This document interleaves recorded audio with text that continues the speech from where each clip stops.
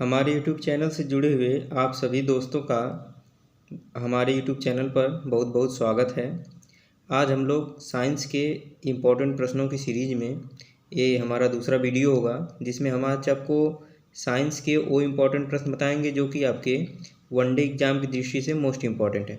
तो पहला क्वेश्चन हमारा है कि मनुष्य के शरीर में सोचने वाला ऊतक है। आपके पास ऑप्शन है पेशी ऊतक, एपिलिथियस ऊतक, संयोजी ऊतक और तंत्रिका ऊतक। तो आपको याद रखना होगा कि मनुष्य के शरीर में सोचने वाला जो ऊतक होता है वो आपका तंत्रिका ऊतक होता है। दूसरा क्वेश्चन है आपका कि मस्तिष्क का सबसे बड़ा भाग होता है। तो ये आपको याद रखना होगा कि मस्तिष्क का सबसे बड़ा भाग जो होता है वो आपका प्रमस्तिष्क होता है। प्रमस्तिष्क मस्तिष्क का सबसे बड़ा भाग होता है। थायराइड ग्रंथि उपस्थित होती है। तो जो थायराइड ग्रंथि होती है यह ट्रैकियो के दोनों ओर उपस्थित होती है। अगला क्वेश्चन है कि मेरुरज्जु निकलता है। तो मेरुरज्जु जो आपका है यह मेंडुला से निकलता है। अगला क्वेश्चन दिया गया है इनमें से कौन पादप हार्मोन है। तो पादप हार्मोन्स जो है यह आपका साइटोकाइनिन है। अगला क्वेश्चन है आपका कि ग्लूकोज के अणु में ऑक्सीजन के कितने परमाणु होते हैं। तो ग्लूकोज के अणु में ऑक्सीजन के कुल 6 परमाणु होते हैं। अगला क्वेश्चन है मनुष्य के सूंघने की क्षमता को नियंत्रित करता है। मनुष्य के सूंघने की क्षमता घ्राणेंद्रियाँ जो घ्राणेंद्रीय पाली होती है उसके द्वारा नियंत्रित होती है। अगला क्वेश्चन दिया गया है कि मनुष्य में ऐच्छिक गतियों का नियंत्रण किसके द्वारा होता है। तो जो मनुष्य है इसमें ऐच्छिक गतियों का नियंत्रण सेरिब्रम के द्वारा किया जाता है। अगला क्वेश्चन दिया गया है कि मनुष्य के शरीर की सबसे बड़ी ग्रंथि बताइए। तो मनुष्य के शरीर की सबसे बड़ी ग्रंथि सभी दोस्तों को पता होगा कि लीवर, जिसे हम यकृत कहते हैं, यह मानव शरीर की सबसे बड़ी ग्रंथि है। और अग्नाशय ग्रंथि जो होती है यह आपकी मिश्रित ग्रंथि होती है। अगला क्वेश्चन दिया गया है कि मनुष्य में मादा जनन अंग से किस हार्मोन का स्राव होता है। तो इसका सही आंसर आपका होगा प्रोजेस्टेरॉन, ये भी स्रावित होता है। रिलैक्सिन, ये भी स्रावित होता है। और एस्ट्रोजन, ये भी स्रावित होता है। तो मादा जनन अंग से ये तीनों ही हार्मोन स्रावित होते हैं, इसलिए हमारा विकल्प संख्या डी सही होगा। अगला क्वेश्चन दिया गया है कि तंत्रिका तंत्र से प्राप्त सूचना के अनुसार अनुक्रिया करने वाला अंग है। तो इसका जो आपका सही आंसर होगा वो होगा अभिवाही अंग। अभिवाही अंग जो होते हैं वह तंत्रिका तंत्र से प्राप्त सूचना के अनुसार अनुक्रिया करते हैं। अगला क्वेश्चन दिया गया है कि सूचनाओं और चेतनाओं का भंडारण इस अंग में होता है। कौन सा ऐसा अंग है जो सूचनाओं और चेतनाओं का भंडारण करता है। तो आपको पता है वो आपका मस्तिष्क है। इसीलिए आप किसी भी व्यक्ति का एक बार तस्वीर देख लेते हैं, दोबारा अगर वो तस्वीर आपके सामने लाई जाती है तो आप तुरंत पहचान जाते हैं कि यह वही व्यक्ति है। अगला क्वेश्चन था न्यूरॉन में केंद्रक कहाँ उपस्थित होता है। तो जो न्यूरॉन है उसमें केंद्रक जो होता है वो कोशिका काय में उपस्थित होता है। अगला क्वेश्चन है शरीर का तापक्रम कहाँ नियंत्रित होता है। तो ये तो आपको मैं अगली वीडियो में भी बताया था कि हाइपोथैलेमस का जो काम होता है यह ताप नियंत्रण का होता है। अगला क्वेश्चन है कि रक्त में ग्लूकोज की मात्रा नियंत्रित रहती है। तो रक्त में जो ग्लूकोज की मात्रा है वह इंसुलिन के कारण नियंत्रित रहती है। और इसके आगे हमारा क्वेश्चन है हमारे शरीर के विभिन्न जैविक कार्यों का नियंत्रण होता है।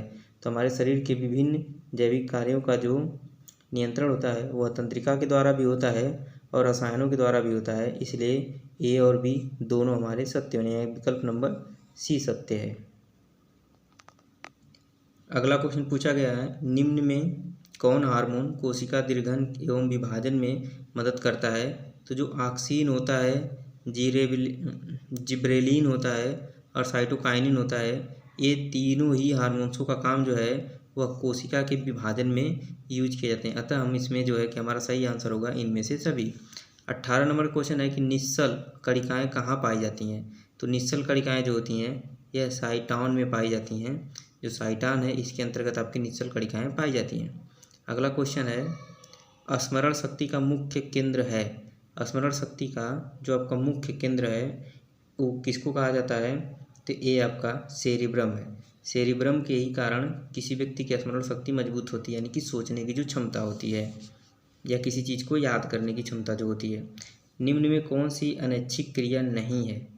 निम्न में कौन सी अनैच्छिक क्रिया नहीं है? देखिए, वमन, चबाना, लार आना, हृदय की धड़कन, इनमें से कौन सी अनैच्छिक क्रिया नहीं है? तो आपको याद रखना होगा हृदय की धड़कन। हृदय की धड़कन जो है ये अनैच्छिक क्रिया नहीं है। क्वेश्चन नंबर 21 में देखिए दिया गया कि प्रकाशानुवर्तन गति के अंतर्गत पौधों का कौन सा भाग आता है? तो प्रकाश अनुवर्तन गति के अंतर्गत पौधों का कौन सा भाग आता है? तो इसका सही ऑप्शन होगा आपका प्ररोह और पत्तियां, यानी कि ये दोनों ही प्रकाश अनुवर्तन के गति के अंतर्गत आते हैं। सबसे जटिल मस्तिष्क होता है, तो सबसे जटिल मस्तिष्क जो होता है वह पशुओं का होता है। पशुओं का मस्तिष्क बहुत ही जटिल होता है दोस्तों, मनुष्य की अपेक्षा से बहुत ही ज़्यादा। मेरुरज्जु के आघात से क्या हो सकता है? तो जब मेरुरज्जु में आघात होता है तो आपको लकवा रोग मार देता है, यानी आपको लकवा हो जाता है। पौधों में प्रकाश की ओर गति कहलाता है। पौधों में प्रकाश की ओर गति कहलाता है, तो कौन सी गति कहलाएगा? तो इसका सही आंसर होगा प्रकाश अनुवर्तन। अगला क्वेश्चन है, जड़ की अधोगामी वृद्धि है, तो जड़ की अधोगामी वृद्धि क्या कहलाती है? तो गुरुत्वानुवर्तन। अगला क्वेश्चन है, ऑक्सीन पौधों में कहाँ संश्लेषित होता है?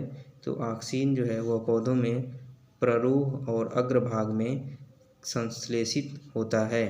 अगला क्वेश्चन है, उच्च स्तर के जीवों में विकसित तंत्रिका तंत्र होता है जिसमें होता है, क्या होता है इसके अंतर्गत?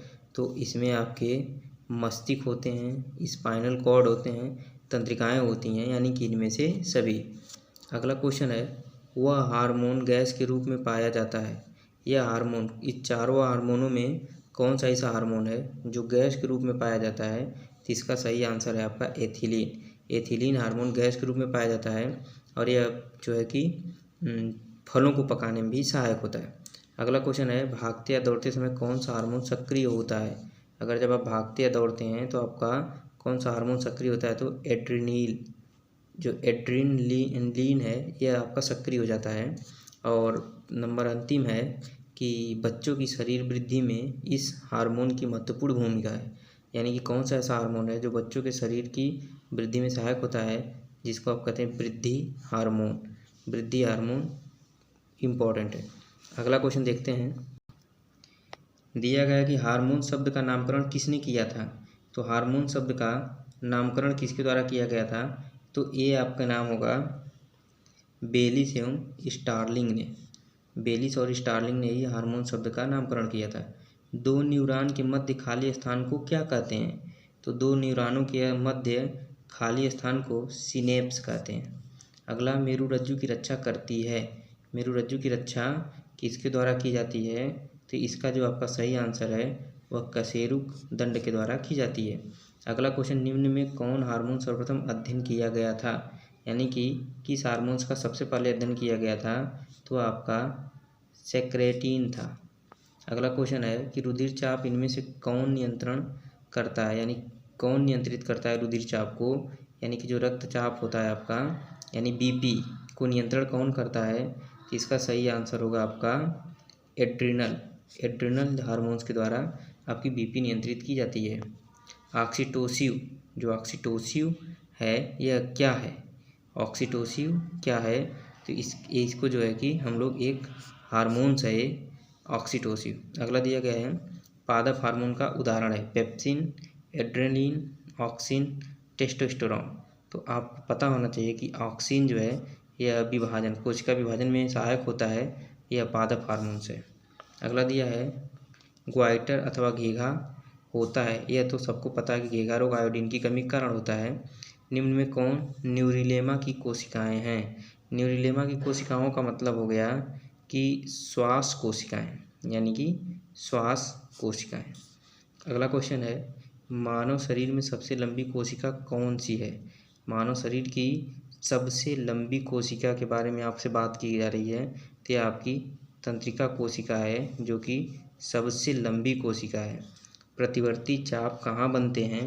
तो जो प्रतिवर्ती चाप होते हैं यह आपके मेरुरज्जु में बनते हैं। अगला क्वेश्चन है, तंत्रिका कोशिकाओं में सूचना का वहन किस रूप में होता है? तो तंत्रिका कोशिकाओं में सूचना का जो वहन है वह आपका विद्युत आवेग के रूप में होता है।